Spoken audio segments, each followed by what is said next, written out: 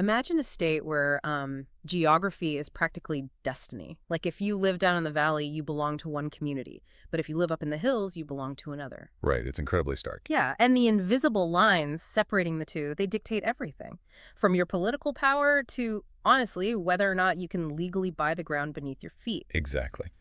So today we are looking at Manipur, where a single legal directive basically acted as a match in a geographical powder keg. I mean, it displaced tens of thousands of people, sparked this massive shadow war, and ultimately just broke the state's entire administrative machinery.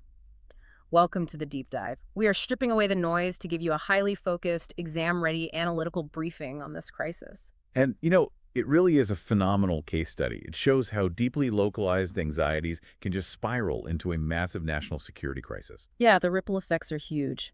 Oh, absolutely. And to understand a conflict of this magnitude, just looking at the daily news updates is not enough for you. You really have to understand the underlying structural architecture of the region. Right, the actual foundation of it. Exactly. Because in Manipur, you're dealing with a severe geographic and demographic fault line. So topographically, the state is divided into the central Imphal Valley and then the surrounding hills. Okay, valley and hills. Right. And in that valley, you have the Meitei community. They make up the majority, about 53% of the population, and they are predominantly Hindu. But here's the catch. The valley itself only makes up about 10% of the state's total landmass. Wait, really? So you have over half the population squeezed into just 10% of the land? Yes. Which brings us to the hills surrounding them.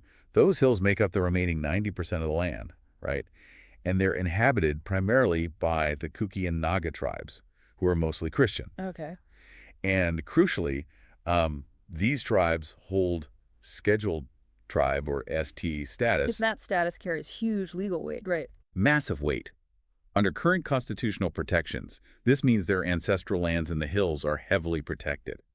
People from outside those designated tribes, which includes the majority Meiteis, they cannot legally purchase land up there. Wow. So it is less like a standard civil conflict and more like a tectonic plate boundary. And that's a great way to picture it, yeah. You have the valley and the hills acting as two separate plates, just grinding against each other for decades. And the demographics map perfectly onto that terrain. Exactly. The friction is immense. When historical disputes over, land, resources, and political representation are baked into the very geography of a state like that.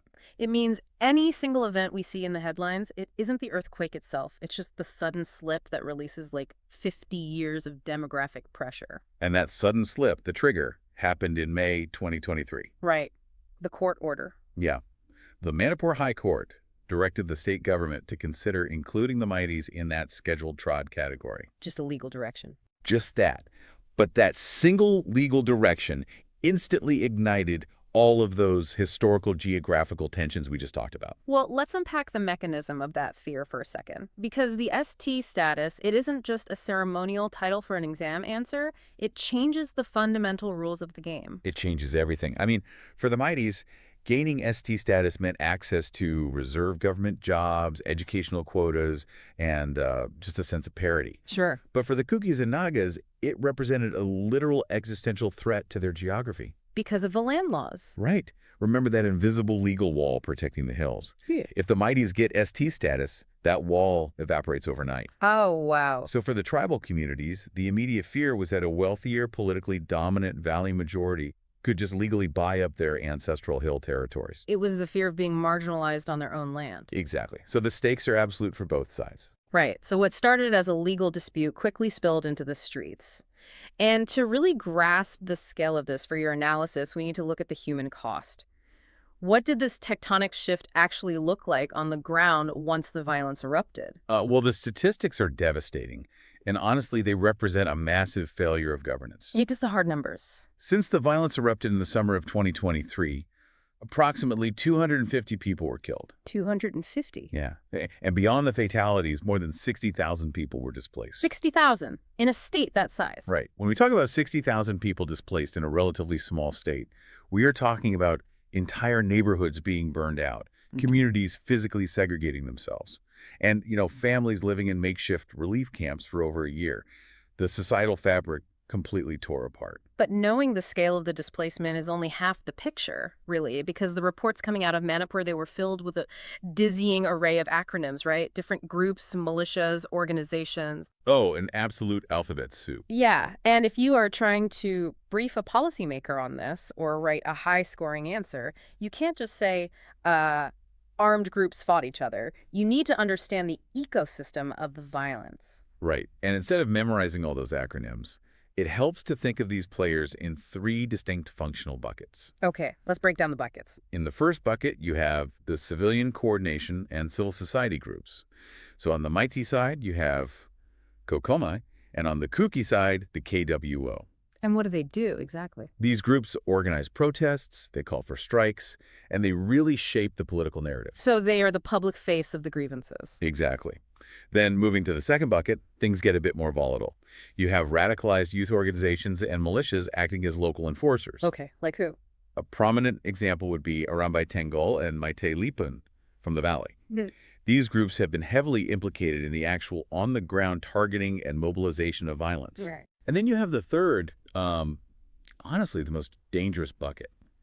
The heavily armed, underground insurgent groups. The ones who've been operating in the shadows long before 2023. Exactly. These are highly structured separatist organizations. On the Mighty side, you have the UNLF. And on the Kuki side, you have the KNO, the UPF, and their militant wing, the ZRA. So a lot of heavy hitters. Oh, absolutely. These groups possess sophisticated weaponry, and they operate out of hidden camps. When you see a civilian protest transition into a full firefight involving automatic weapons, you are seeing the influence of this third bucket.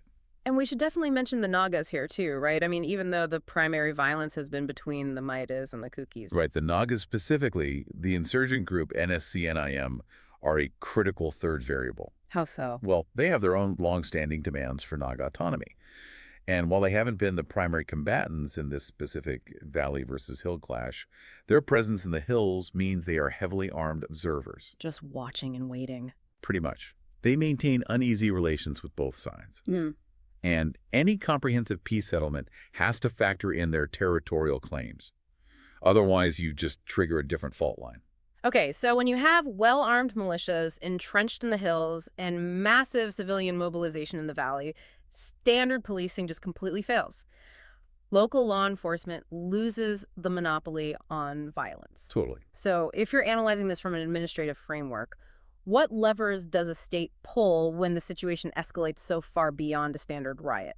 Well, the immediate reaction is to deploy the central security apparatus.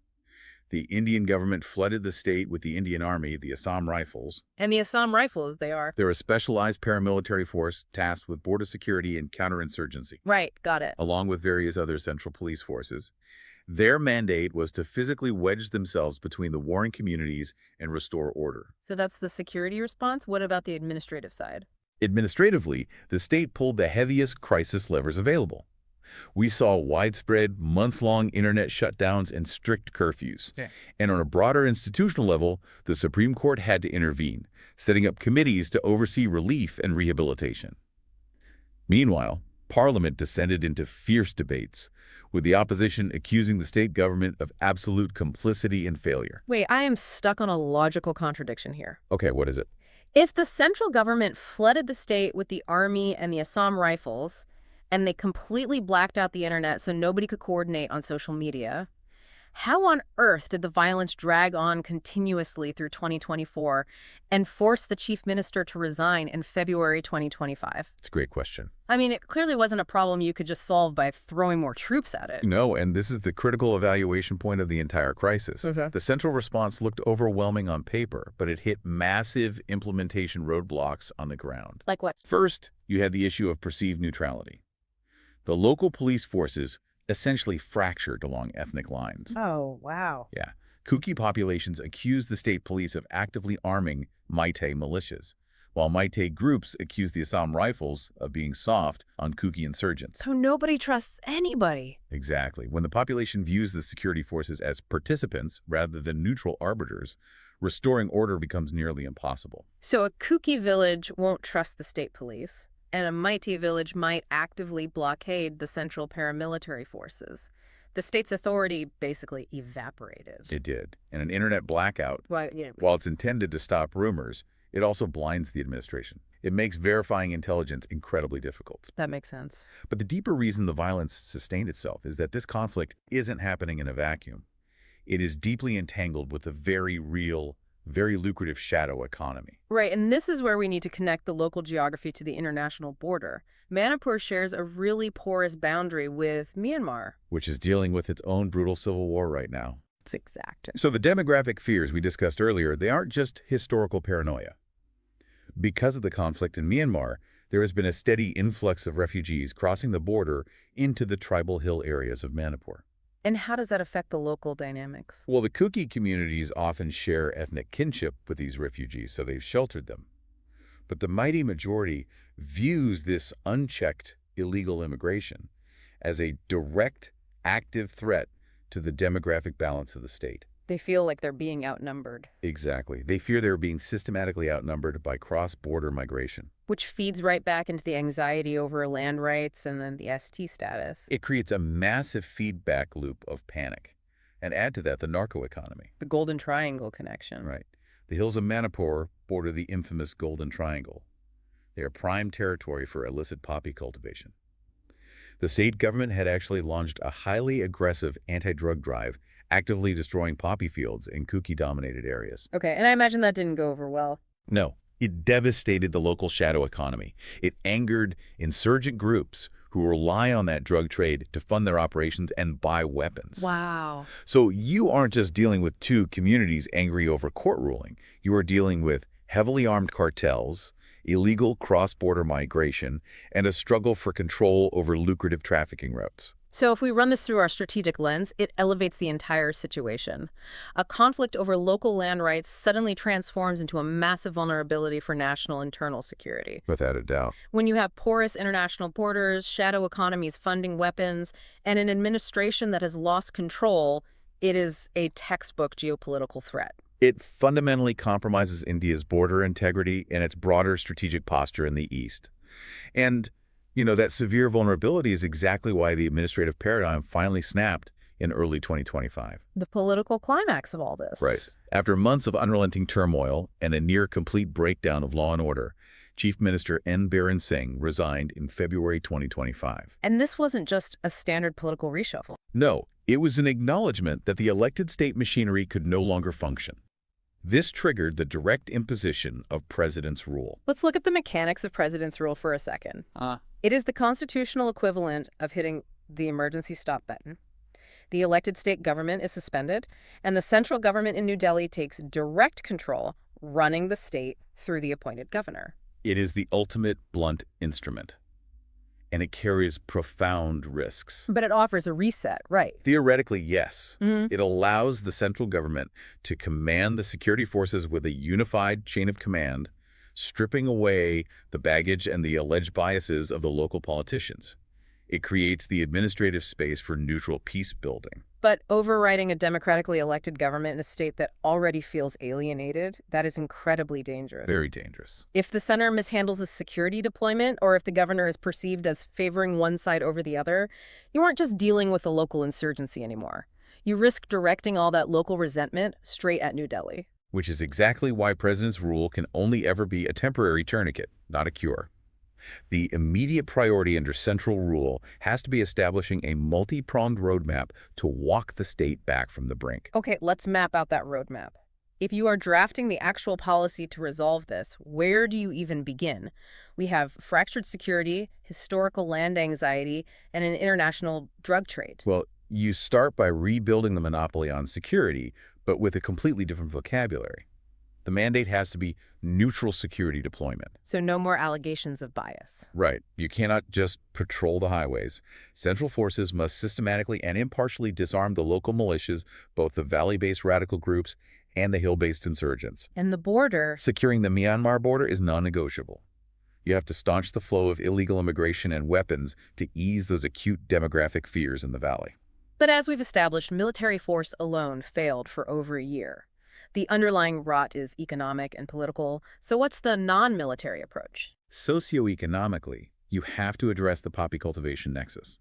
You cannot simply burn the fields and leave the farmers destitute because that just drives recruitment for the insurgent groups. They need an alternative. Exactly. There has to be a massive influx of economic development, crop substitution programs, and alternative employment to replace the illicit narco trade. What about the atrocities that have already happened? Legally, the state needs fast-track justice mechanisms. You have to prove to the displaced populations that those who committed atrocities and the officials who allowed it to happen will be actually held accountable. And what about the spark that started this whole thing? The ST status and the geographic divide. How do you solve a problem where one side's win is perceived as the other side's existential loss? This requires incredibly delicate administrative restructuring and intercommunity dialogue. Okay. The mighty demand for ST status has to be evaluated, but any implementation must explicitly carve out ironclad protections for existing tribal land rights in the hills. So you have to reassure the hills. Right. Politically, the center needs to facilitate all-party talks, bringing Meitei, Kuki, and Naga leaders to the table. And the goal here isn't to split the state of Manipur. Fragmenting the geography would set a really dangerous precedent. Right. No separate state. Exactly. The goal is to explore local governance reforms that grant greater autonomy and resource control to tribal councils within the state's existing borders. You essentially have to build a system where the hills feel secure in their autonomy and the valley feels secure in its borders. Precisely. All right, let's shift into the answer writing conversion. If you have to brief a policymaker on this entire crisis or structure a high-scoring exam answer, what are the templates? Let's distill this massive complexity into a tight strategic framework. Okay, so if you were working with a 150-word structure, start with the intro highlight, that valley versus hills demographic divide. Right. Then move to 3 body arguments. First, the ST status trigger. Second, the border and drug challenges. And third, the imposition of president's rule. And the conclusion. You're way ahead. Emphasize neutral security, transitioning to political dialogue. Perfect. And for a more comprehensive, say, 250-word structure. Start with the context, then break down the dimensions: land rights, insurgency, immigration. Okay. Then the challenge is primarily state bias allegations and resource constraints. Finally, your recommendations, autonomy discussions, and reconciliation committees. And tie it up with a strong conclusion on national security. Let's lock down the final revision capsule. For anyone needing to understand this at an expert level, give us the 5 unshakable facts. Fact 1, the demographic split.